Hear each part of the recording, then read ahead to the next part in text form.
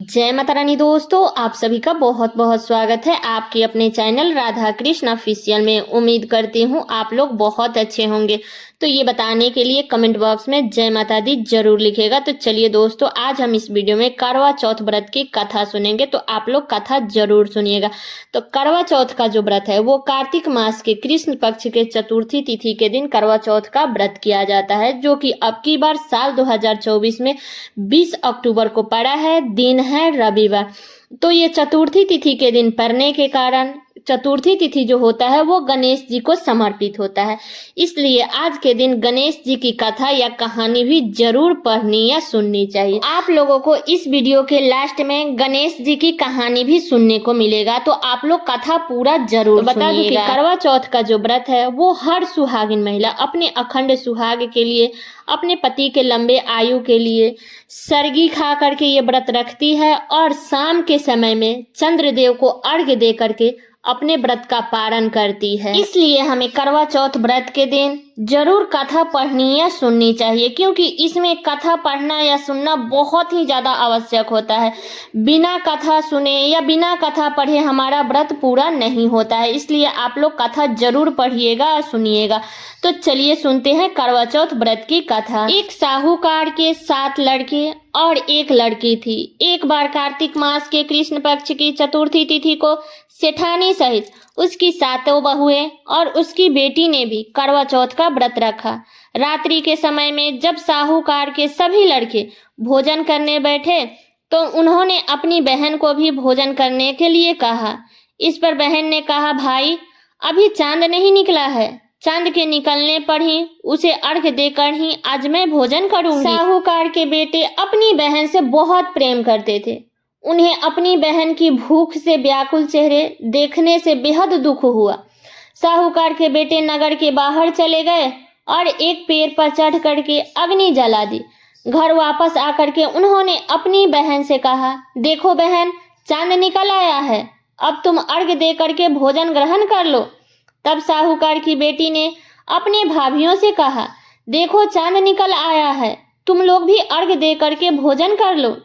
तब ननद की बात सुन करके भाभियों ने कहा, बहन अभी चांद नहीं निकला है, तुम्हारे भाई धोखे से अग्नि जला करके उसके प्रकाश को चांद के रूप में तुम्हें दिखा रहे हैं। तब साहूकार की बेटी अपनी भाभियों को बात को अनसुनी करते हुए भाइयों द्वारा दिखाए गए चांद को अर्घ्य दे करके भोजन कर लिया।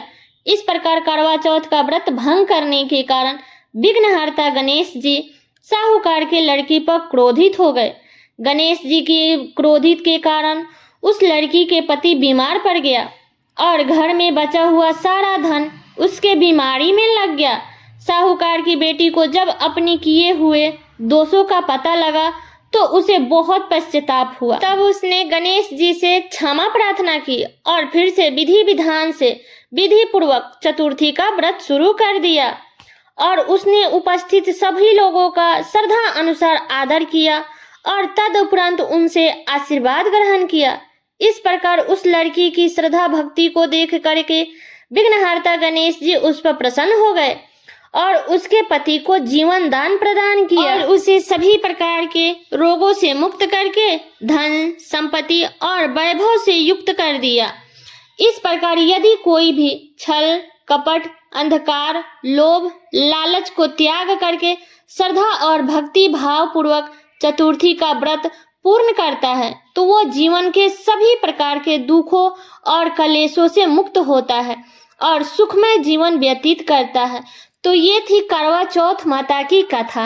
अब चलिए सुनते हैं गणेश जी की कहानी। एक बार भगवान गणेश बाल रूप में चुटकी भर चावल और चम्मच में दूध लेकर धरती पर गए और सभी को खीर बनाने की प्रार्थना करने लगे।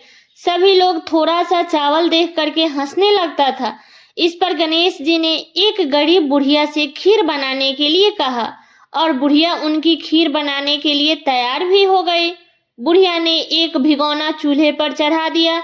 इस पर गणेश जी ने कहा कि तुम्हारे घर में सबसे बड़ा जो भगोना है उसे चूल्हा पर चढ़ाओ। तब बुढ़िया ने बाल लीला समझते हुए घर के सबसे बड़ा भगोना उसने चढ़ा दिया। अब क्या था, गणेश जी के जरा सा चावल पूरे बर्तन में भर गया। तब गणेश जी ने कहा, मैं नहाने जाता हूँ, तब तक मेरे लिए खीर तैयार रखना। इतने में बुढ़िया माई की गर्भवती बहू को लालच आ गया और उसने खीर चख लिया और कटोरा छुपा दिया। इसके बाद जब बुढ़िया माई ने गणेश जी को आवाज लगाई, आजा रे गणेशिया खीर खा ले, आजा रे गणेशिया खीर खा ले, तभी गणेश जी वहां आ पहुंच गए और बोले कि मैंने तो खीर पहले ही खा लिया। तब बुढ़िया माई पूछा कि तुम खीर कब खाए? तब गणेश जी बोले कि जब तेरे पोते और बहू ने खाई तभी मेरा पेट भर गया। यह देख करके बुढ़िया माई बहुत शर्मिंदा हुई, लेकिन गणेश जी ने कहा कि इस खीर को सभी को खिला देना और जो खीर बच जाए तो उसे जमीन में गाड़ देना। बुढ़िया माई ने पूरा ऐसा ही किया जैसे गणेश जी ने बताया और अगले दिन खीर वाली जगह से उसे सोना चांदी मिला। गणेश जी के कृपा से बुढ़िया बहुत प्रसन्न हुई। तो हे गणेश जी महाराज, आपने जैसा फल बुढ़िया को दिया वैसे ही हम सबको देना। कथा कहने वाले को, हुंकार भरने वाले को और आसपास में बैठ करके सुनने वाले को, सबके जीवन में उनका भंडार भरे रहना, उनका सुखमय जीवन व्यतीत करना। तो सब लोग बोलिए करवा चौथ महारानी की जय, गणेश जी महाराज की जय। तो ये थी करवा चौथ की कथा और गणेश जी महाराज की कथा। तो ये कथा मेरा यहीं तक का था। कैसा लगा ये कथा आप लोग कमेंट करके जरूर बताइएगा। चैनल पे नए आए हैं तो सब्सक्राइब कर लीजिएगा, बेल आइकन को प्रेस कर दीजिएगा जिससे मेरे वीडियो का नए नोटिफिकेशन आप सभी के पास में सबसे पहले पहुंचे। और वीडियो को लाइक कर दीजिएगा क्योंकि आपके एक लाइक से मुझे बहुत ही मोटिवेट मिलता है। तो वीडियो को लाइक कर दीजिएगा और वीडियो को शेयर कर दीजिएगा ताकि हर कोई करवा चौथ व्रत के दिन कथा को सुन सके और उनका भी व्रत पूरा हो सके। तो चलिए दोस्तों, मिलती हूँ अगले वीडियो में किसी नए वीडियो के साथ में। तब तक के लिए नमस्कार।